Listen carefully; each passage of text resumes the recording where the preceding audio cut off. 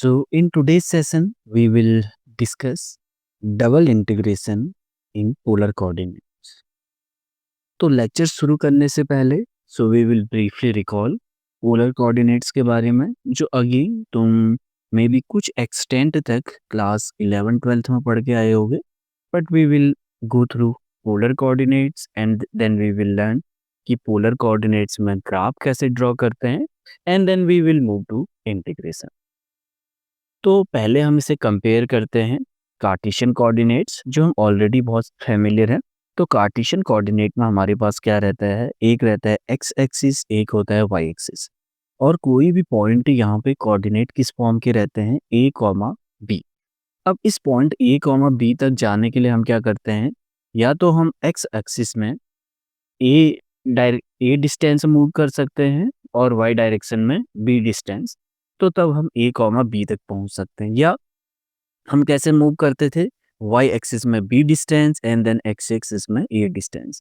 और भी बहुत सारे तरीके हैं कि तुम कहीं पे एक्स एक्सिस में इतना डिस्टेंस जाओ, वाई एक्सिस में इतना, देन एक्स एक्सिस में, वाई एक्सिस में इतना, एक्स एक्सिस में एंड वाई। तो अगर तुम देखोगे तो हम यहाँ पे एक्सिस के पैरेलल मूव करते थे। ये तो था हमारे पास जो कार्टेशियन कोऑर्डिनेट अभी तक हम पढ़ते आए हैं, उस पे हम कैसे किसी पॉइंट को डिनोट करते थे और उस पॉइंट तक हम कैसे रीच करते थे। बट पोलर कोऑर्डिनेट इसके कंपैरिजन में थोड़ा डिफरेंट रहता है। तो पोलर कोऑर्डिनेट में हमारे पास यहाँ पे क्या रहती हैं, तीन चीजें रहती हैं। एक तो रहता है जिसे हम बोलते हैं ओरिजिन, ओके। और एक रहता है हमारे पास इनिशियल रे। अब इनिशियल रे का मतलब ओरिजिन से स्टार्ट हो रही है, इन्फिनिटी तक जा रही है, ओके। इनिशियल रे रहता है और एक रहता है एंगल थीटा। तो इसमें क्या रहता है कि सपोज मुझे प्लेन के किसी पॉइंट पी तक मुझे पहुंचना है, तो हम क्या करते हैं, इस इनिशियल रे में एक डिस्टेंस लेते हैं, से दिस डिस्टेंस इज आर, और हम इस रे को हम रोटेट करते जाते हैं, ओके। तो इस रे को अगर हम रोटेट करते जाएंगे तो यहाँ पे हमारे पास अगर सपोज ये इतना एंगल थीटा करने पे हमें ये पॉइंट पी मिल रहा है, तो इस पॉइंट पी के कोऑर्डिनेट क्या होंगे, तो इस पॉइंट पी के कोऑर्डिनेट होंगे आर कॉमा थीटा। तो हमें इस पॉइंट तक जाने के लिए हमें क्या चाहिए था, एक इनिशियल रे में हमें आर डिस्टेंस चाहिए थी, और इस आर डिस्टेंस को हमें कितना एंगल रोटेट करना था, थीटा, ओके। तो इस तरीके से हम किसी पॉइंट के कोऑर्डिनेट लिखते हैं पोलर कोऑर्डिनेट्स में। So now let us do some examples जहां से तुम्हें थोड़ा और क्लैरिटी मिले। सपोज हमारे पास दे रखा है पोलर कोऑर्डिनेट्स में 2 कॉमा पाई बाई 2। तो अब हमारे पास क्या रहेगा, ओरिजिन है, ये हमारे पास इनिशियल रे था। इनिशियल रे में हमने 2 यूनिट डिस्टेंस ली और इसे हमने क्या किया, पाई बाई 2 का मतलब 90। तो हम इसे ये सपोज ये मान के चलो, ये है 45 और 90 कुछ ऐसे रहेगा कि इनिशियल रे को हमें कैसे रोटेट करना था, इस वे में। इस पॉइंट के कोऑर्डिनेट, इस रे को जब हम रोटेट करेंगे तो इस पॉइंट के कोऑर्डिनेट हमारे पास क्या रहेंगे, 2 कॉमा पाई बाई 2, ओके। तो इससे पहले कुछ और इंफॉर्मेशन। अब हमने कहा कि यहाँ पे हम क्या कर रहे थे, इनिशियल रे को रोटेट कर रहे थे, पर तुम नोट करोगे यहाँ पे रोटेशन के दो तरीके हो सकते हैं। एक तो हो सकता है एंटी क्लॉकवाइज, क्लॉक की अपोजिट डायरेक्शन में, या तुम इसे रोटेट कर सकते हो क्लॉक की डायरेक्शन में। सो अगर हमारे पास एंगल थीटा रहता है जो अगर एंटी क्लॉकवाइज डायरेक्शन से बना है, okay, anti clockwise direction, that means ये हमारे पास इनिशियल रे था, हमने क्लॉक की अपोजिट डायरेक्शन में मूव किया है, तो इस एंगल को हम क्या लेते हैं, पॉजिटिव, ओके। एंड अगर हम सेम एंगल हम कैसे रोटेट कर रहे हैं, क्लॉकवाइज डायरेक्शन पे अगर हम रोटेट कर रहे हैं, तो इस एंगल को हम लेते हैं नेगेटिव। तो क्लॉकवाइज क्या रहेगा, इनिशियल रे को हमें कैसे मूव करना है, इस क्लॉकवाइज डायरेक्शन पे, तो जो ये हमारे पास नया एंगल थीटा बना है ये नेगेटिव में रहेगा, ओके। एंड कुछ और एंगल्स, तो सपोज हमारे पास ये इनिशियल रे थी, ये ओरिजिन था। तो अगर हम इसे फॉर द टाइम बिंग हम कुछ और डॉट्स ड्रॉ कर देते हैं, तो अब इनिशियल रे खुद के साथ कितना एंगल बनाएगा, थीटा इक्वल टू 0। अब अगर हम एंटी क्लॉकवाइज डायरेक्शन पे मूव करें तो ये कितना रहेगा, theta equal to pi by 2। And then again हम और मूव किए एंटी क्लॉकवाइज डायरेक्शन पे, पाई, देन 3 पाई बाई 2 और ऐसे ही अगर हम पूरा कंप्लीट अगर हम करेंगे, so you will get theta equal to 2 pi. Okay, but अगर इसी को हम अगर एंटी क्लॉकवाइज डायरेक्शन पे मूव करें, तो सपोज ये हमारे पास इनिशियल रे था, अब हम इसे एंटी क्लॉकवाइज डायरेक्शन पे मूव करें, तो मैं I will just right it here. अब अगर हमने इसे एंटी क्लॉकवाइज डायरेक्शन पे मूव किए, तो ये इनिशियली तो ये थीटा इक्वल टू 0 था। अब हमने कितना एंगल घुमाया है, पाई/2। तो हमने यहाँ पे क्या कहा था, क्लॉकवाइज में क्या रहता है, नेगेटिव, सो माइनस पाई/2। अब अगर हमने इसे इतना घुमा दिया एंटी क्लॉकवाइज पे, तो माइनस पाई। हमने ये रोटेट कर दिया, थीटा इक्वल टू -3 पाई/2 एंड अगेन -2 पाई। सो आई होप तुम्हें ये क्लियर होगा कि किस डायरेक्शन पे पॉजिटिव लेते हैं, किस डायरेक्शन पे नेगेटिव। तो यहाँ तो हमने थीटा की बात कर दी। तो किसी का क्वेश्चन हो सकता है कि क्या आर भी नेगेटिव होता है? यस, कई बार हम आर को भी नेगेटिव करते हैं। बेसिकली आर क्या रहता है, इससे जो रे की डायरेक्शन में, इनिशियल रे की डायरेक्शन में जो लेंथ है, उस डायरेक्शन में लेंथ को हम बोलते हैं आर। सपोज हमने कहा ये डिस्टेंस था 2, पाई/2। अब इसी लाइन के अगर हम अपोजिट डायरेक्शन पे 2 लेंथ लें, तो इस पॉइंट को हम आर, हम कई कई बार हम क्या करते हैं, -2 एंड थीटा कितना है, सेम पाई/2 रखते हैं। हमारे पास इनिशियली री क्या था, हमारे पास इनिशियली इस पॉइंट के कोऑर्डिनेट थे 2, पाई/2। तो हम क्या करते हैं, सेम एंगल थीटा पे हम क्या करते हैं, वापस जाते हैं इसी के अपोजिट डायरेक्शन पे। या तुम कह सकते हो कि जो ये लाइन पास हो रही है ओरिजिन से, इसके हम अपोजिट साइड में भी सेम डिस्टेंस जाते हैं, तो उस पॉइंट के कोऑर्डिनेट रहते हैं -r में। ओके, सो आई होप तुम्हें ये क्लियर होगा। सो अगर सपोज हमें एक पॉइंट ड्रॉ करना है, से 1, पाई/4, तो उसके लिए हम क्या करेंगे, इनिशियल रे हमारे पास ये है, तो ये है हमारे पास ओरिजिन, ओरिजिन से हमने 1 डिस्टेंस गए, और थीटा क्या है, पाई/4, दैट मीन्स 45। तो हम क्या करते हैं कि एंटी क्लॉकवाइज डायरेक्शन में पाई/4 एंगल मूव करेंगे, तो यहाँ पे कोई एक पॉइंट कट होगा, तो इसके कोऑर्डिनेट्स क्या होंगे, 1, पाई/4। अब हम पोलर कोऑर्डिनेट्स में कुछ ग्राफ्स ड्रॉ कर लेते हैं, जिससे हमें डबल इंटीग्रेशन करने में आसान रहे। तो पहला सिंपल जो ग्राफ है यहाँ पे, वो है r=1। तो जैसे तुमने देखा होगा, कार्टेशियन कोऑर्डिनेट में हम क्या करते थे, x की अलग अलग वैल्यू लेते थे, उसके लिए हम y की अलग अलग वैल्यूज हम कंप्यूट करते थे, और उन्हें हम क्या करते थे, कार्टेशियन प्लेन पे ड्रॉ करते थे। तो पोलर में भी हमारे पास क्या रहेगा, r और थीटा में कोई एक रिलेशन दे रखा होगा, से सपोज f=r=f(θ)।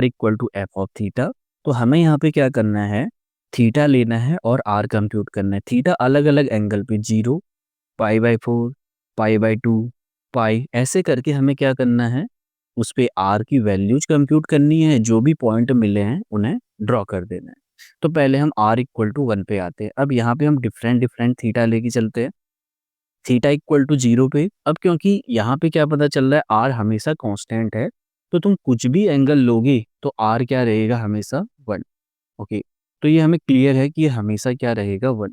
तो पोलर कोऑर्डिनेट में अगर मुझे ड्रॉ करना है, तो for the time being if I say this is the part of Cartesian plane, so यहाँ पे हमारे पास डिस्टेंस कितनी आई थी, इनिशियल रे की डायरेक्शन पे, दिस डिस्टेंस इज 1। अब अगर मैंने θ=पाई/4 कितना रहेगा, ये पाई/2 वाला हमें पता है, ये है पाई/4, ये वाला 3 पाई/4, ये रहेगा पाई, एंड ऐसे ही हमारे पास 3 पाई/2। अब हर जगह पे r क्या है, सेम है। तो हम क्या करेंगे, उस रे की डायरेक्शन पे पाई/2 पे भी 1 है, तो हर जगह पे हम 1 पे हम क्या कर देंगे, एंड ऐसे सारे पॉइंट्स को हम क्या कर देंगे, कनेक्ट। तो so you will realise this is nothing but a circle. Okay, तो इस तरीके से हम पोलर कोऑर्डिनेट ड्रॉ करते हैं। दैट मीन्स अगर तुम्हें ऐसे ड्रॉ भी करना था, तो हमने किसी भी एंगल पे r को हमने क्या रखना था, 1 ही रखना है। तो इस सेगमेंट को अगर हम पूरा रोटेट कर दें, तो जो हमारे पास ज्योमेट्रिक फिगर मिल रहा है, वही जो इस इक्वेशन का क्या है, ग्राफ। एक हम और ट्राई करते हैं। सपोज हमने r=cos थीटा का हमें ड्रॉ करना था, तो हम क्या करते हैं, अलग अलग एंगल पे हम चेक करते हैं। अब θ=0 पे हमें कितना पता रहता है, कॉस की वैल्यू क्या रहती है 1। ओके, अब हम चेक करते हैं कि पाई/4 पे इसकी वैल्यू कितनी आती है। थीटा इक्वल टू पाई/4, आई थिंक 1/√2। तो हम कॉस थीटा का जो ग्राफ रहता है कुछ ऐसे हम साइड में ड्रॉ कर सकते हैं कि अलग अलग थीटा के लिए क्या रहता है। 0 पे तो रहता है 1, और फिर पाई/2 तक कम होता जाता है, और पाई/2 पे कितना होता है 0।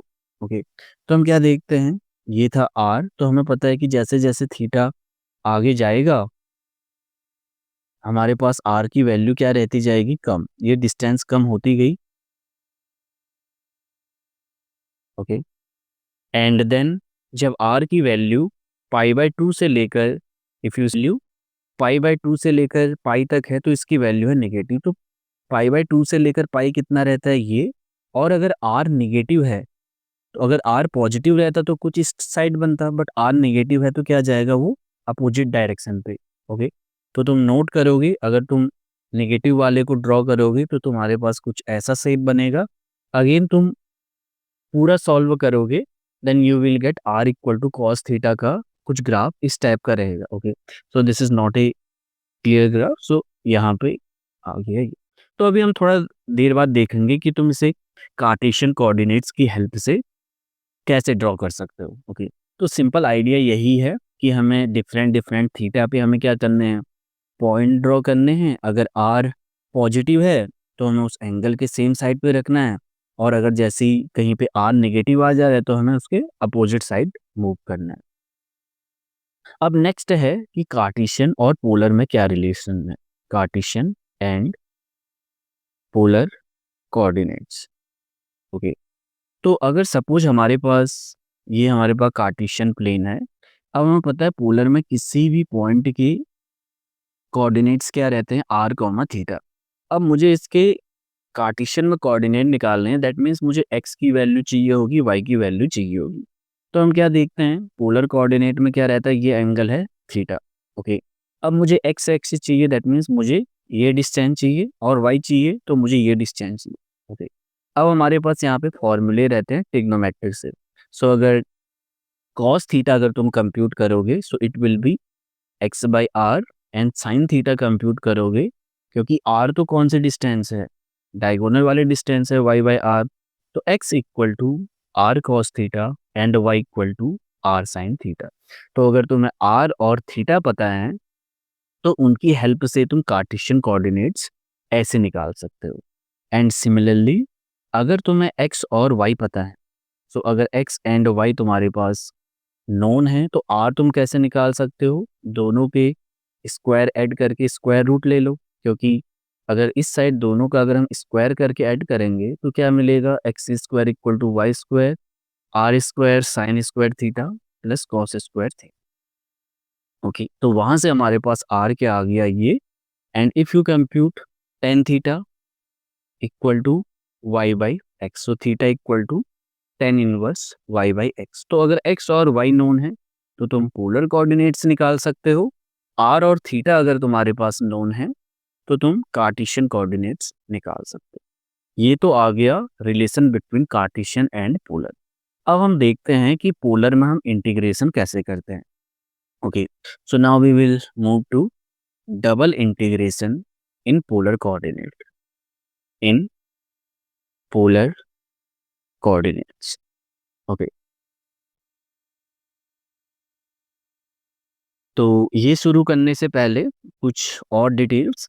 तो अगर तुम नोट करोगी, जो कार्टेशियन प्लेन पे डबल इंटीग्रेशन कैसे रहता था, उसे हम डिनोट करते थे, अगर हमें किसी रीजन r पे निकालना है, f of x comma d x y times d a. Okay, suppose ये हमारे पास कार्टेशियन प्लेन पे कोई रीजन r था।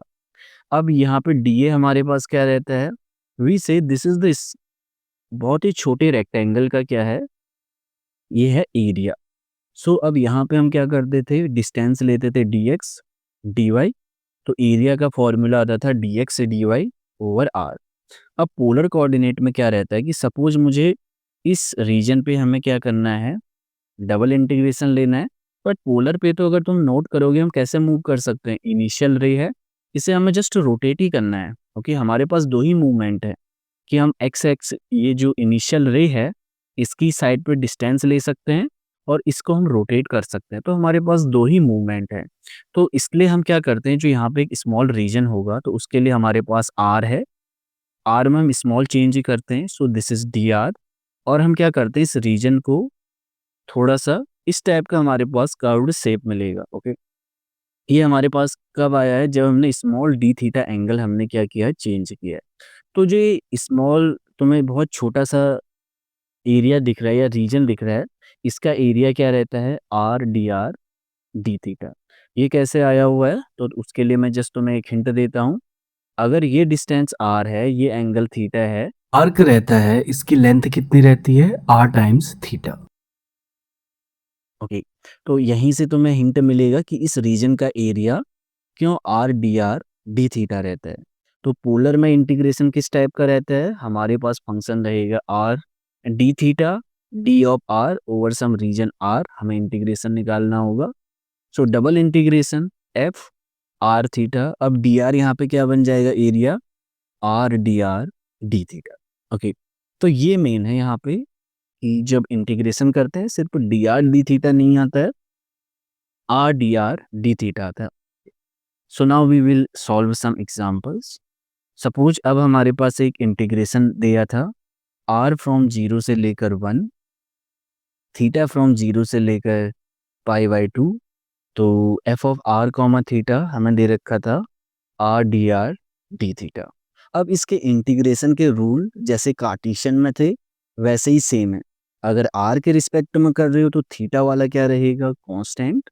तो अगर थीटा के रिस्पेक्ट में कर रहे हो तो r वाला कांस्टेंट, तो r square d R D theta. तो पहले अगर r के रिस्पेक्ट में करें 0 से लेकर pi by 2, r cube by 3, 0 to 1, ये आ गया times d theta.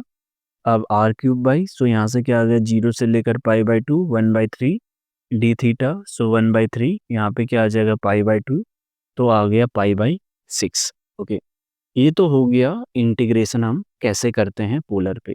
For example suppose हमारे पास एक और था, r इक्वल टू 0 से लेकर 1, थीटा इक्वल टू 0 से लेकर pi by 2, again r sine theta D R D theta. तो अगर मुझे पहले विद रिस्पेक्ट टू r करना है तो थीटा वाला क्या रहेगा, कांस्टेंट। सो साइन थीटा बाहर आ गया, r का आ गया r square by 2, 0 to 1 d theta. तो यहाँ पे क्या आ गया, 0 से लेकर pi by 2 sine theta 1/2 d theta. Sine theta का इंटीग्रेशन क्या रहता है, minus cos theta, 0 to pi by 2। अब अपर लिमिट और लोअर लिमिट रखोगे तो तुम्हारे पास क्या आएगा, 1। सो आई होप सबका आंसर यही आ रहा होगा। अगर कहीं मिस्टेक है so you can write that in the comment box. हम थर्ड टाइप का इंटीग्रेशन डिस्कस करते हैं यहाँ पे, जहाँ पे हमारे पास क्या दिया होगा, एक प्लेन पे जस्ट एक रीजन हमारे पास दे रखा होगा और हमें उस रीजन आर पे हमें क्या करना है, इंटीग्रेशन। तो इस केस में हमें क्या निकालनी होंगी, limit F of R comma theta R D theta, हमें ये कंप्यूट करना है और कुछ रीजन दिया होगा। So now let us solve some examples.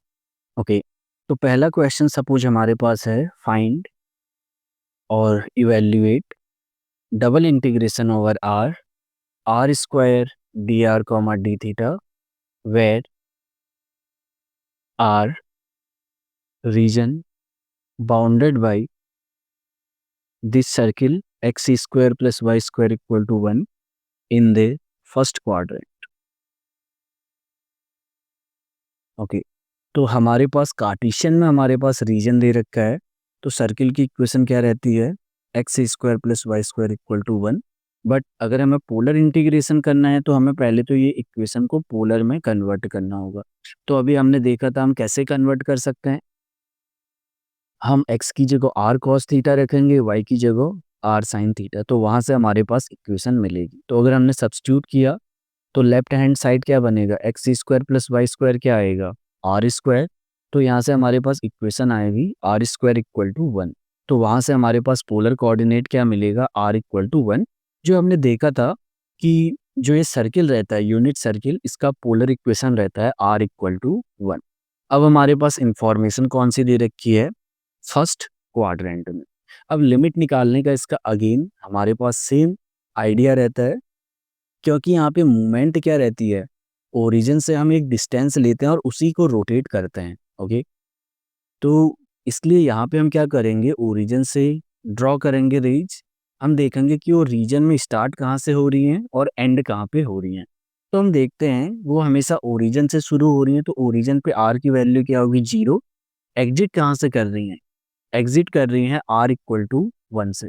Okay, तो अगेन यहाँ पे हमें कैसे लेनी है, हमें ओरिजिन से रे हमें लेनी है एंड उसे हमें चेक करना है कि कहाँ पे शुरू हो रही है और कब एंड हो रही है। तो यहाँ से हमें पता चल गया आर इक्वल टू 0 से शुरू हो रहा है, आर इक्वल टू 1 पे खत्म हो रहा है। अब क्वेश्चन है कि इस रे को, अगर सपोज मैं ये रे ले लूँ, ओके, तो इस रे को मुझे कितना रोटेट करना होगा कि ये पूरा रीजन कवर हो जाए। तो हम नोट करते हैं, तो हमें कितना कवर करना पड़ता है, 0 से लेकर π/2 तक। सो थीटा इक्वल टू 0 से लेकर π/2, तो ये लिमिट आ गई r² dr d थीटा। अब अगर तुम इंटीग्रेशन करोगे, so you will get π/2 times 1/3, so it is π/6। Main काम हमारे यहाँ पे क्या था, लिमिट निकालने का। अब सपोज एक क्वेश्चन और करते हैं पोलर कोऑर्डिनेट से रिलेटेड। सपोज हमारे पास डबल इंटीग्रेशन, हमें किसी फंक्शन का निकालना था, F of R comma theta R D R D theta. अब हमारे पास रीजन हमें क्या दे रखा था कि जो ये दो सर्किल से घिरा हुआ है। ओके, तो पहले सर्किल की इक्वेशन तो हमारे पास दे रखी थी x² + y² = 1। दूसरे सर्किल की इक्वेशन दे रखी थी x²। तो रीजन कौन सा था जो इनके बीच में लाई कर रहा है, इस रीजन पे हमें इंटीग्रेट करना था। तो हम पहले क्या करते हैं, पोलर इक्वेशन निकालते हैं। तो हमें पोलर इक्वेशन निकालने के लिए x को किससे रिप्लेस करना है, r cos थीटा, y को r sin थीटा। तो अब हम यहाँ पे सब्स्टिट्यूट करेंगे, तो यहाँ से हमें मिलेगा r = 1, r = 2। तो अब हमारे पास हमें इसकी पोलर इक्वेशन पता चल गई। ओके, तो हमारे पास इस बीच वाले रीजन पे हमें इंटीग्रेशन करना था। तो इसकी इक्वेशन तो हमारे पास क्या है, r = 1, और इसकी इक्वेशन क्या है, r = 2। तो लिमिट निकालने के लिए हम यहाँ पे अब क्या करेंगे, हमने क्या किया कि ओरिजिन से रेज ली। अब हम देखते हैं वो रीजन में कब एंटर कर रही हैं और कब एग्जिट कर रही हैं। ओके, अब इस केस में हम क्या देखते हैं कि हमेशा वो एंटर कहाँ से करती हैं, क्योंकि रीजन हमारे पास कौन सा वाला था, जो ये बीच में शेडेड पार्ट है, यही हमारे पास रीजन ऑफ इंटीग्रेशन था। तो इस रीजन में कब एंटर करती हैं, पहले सर्किल से एंटर कर रही हैं यहाँ से, और एग्जिट कहाँ से कर रही हैं, बाहर वाले सर्किल से। तो तुम कोई भी रे को चेक कर सकते हो। ओके, वो हमेशा, तो आर हमारे पास कहाँ से कहाँ वेरी कर रहा है, 1 से लेकर 2 तक। अब थीटा हमें कितना चाहिए, तो उसके लिए हमें क्या करना पड़ेगा कि अगर सपोज हमारे पास ये रे है, तो इस रे को हम कितना रोटेट करें। ओके, हम इसे कितना रोटेट करें कि पूरा रीजन कवर हो जाए। तो तुम नोट करोगे थीटा इक्वल टू 0 से लेकर थीटा इक्वल टू 2 लाने पे ये क्या हो जा रहा है, पूरा रीजन को कवर कर रहा है। तो इसलिए लिमिट ऑफ इंटीग्रेशन क्या आ गया हमारे पास, ये रहा। आई थिंक नाउ इंटीग्रेशन के रूल्स तो तुम्हें पता है, तो तुम इजीली कंप्यूट कर सकते हो। नाउ सपोज हम एक और एग्जांपल करते हैं। अभी हमारे पास सेम इस रीजन आर पे हमें इंटीग्रेशन करना था एक फंक्शन का, आर डी थीटा। अब रीजन हमारे पास यहाँ पे क्या दे रखा था कि सर्किल की इक्वेशन है दिस वन। ओके, तो इस सर्किल की इक्वेशन हमने थोड़ा देर पहले देखा था, r = cos थीटा, या तो मैं वो कार्टेशियन में भी देख सकते हैं, x - 1/2 होल स्क्वायर प्लस y² = 1/2 होल स्क्वायर। अब अगर मुझे इसकी पोलर फॉर्म चाहिए होगी, तो हम क्या करेंगे, पहले तो हम इसे थोड़ा सॉल्व कर लेंगे। तो x² - 2ab, सो वहाँ से आएगा x प्लस 1/2 का होल स्क्वायर प्लस y² = 1/2 का होल स्क्वायर। तो ये कैंसिल आउट हो जाएंगे, सो x² प्लस y² = x। ये हमारे पास इस सर्किल की इक्वेशन है कार्टेशियन पे। अब मुझे कार्टेशियन से पोलर पे जाना है, तो x = r cos थीटा रखा, y = r sin थीटा। तो यहाँ से हमारे पास क्या आएगा, r² = r cos थीटा, सो r = cos थीटा। तो ये हमारे पास पोलर इक्वेशन आ रही है। अब हमारे पास रीजन ऑफ इंटीग्रेशन कौन सा था, जो इसके अंदर है। ओके, इस रीजन पे हमें इंटीग्रेट करना था। तो क्वेश्चन है कि इसकी लिमिट क्या होंगी। तो लिमिट निकालने के लिए अगेन हम क्या करेंगे, ओरिजिन से रेज ड्रॉ करेंगे और देखेंगे कि कब शुरू हो रही हैं, कब खत्म हो रही हैं और एंगल क्या है। तो हम नोट करते हैं कि हमेशा ओरिजिन से शुरू होती हैं और ये सर्किल पे खत्म होती है। ओके, तो यहाँ पे आर की वैल्यू कहाँ से है, 0 से लेकर एग्जिट कहाँ पे हो रही है, सर्किल की इक्वेशन। और वो इक्वेशन कैसे दिया जाता है, आर का फॉर्मूला चाहिए in terms of theta. Next है कि थीटा क्या रहेगा, तो हम क्या नोट करते हैं कि इस टाइप की रे को हमें कहाँ से कहाँ करना है।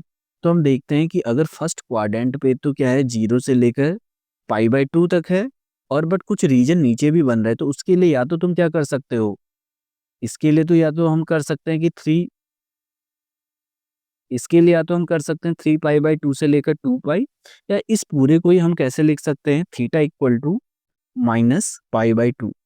ओके, तो -π/2 से हम कहाँ तक रोटेट कर रहे हैं उसे, π/2 तक। तो ये आ गया integration, okay, R D R D theta. तो इस तरीके से हम पोलर कोऑर्डिनेट्स में लिमिट्स निकालते हैं। ओके, तो नेक्स्ट लेक्चर में हम देखेंगे कि अगर तुम्हारे पास कार्टेशियन कोऑर्डिनेट में तुम्हें कुछ डबल इंटीग्रेशन निकालना है तो उसे पोलर में कैसे चेंज करना।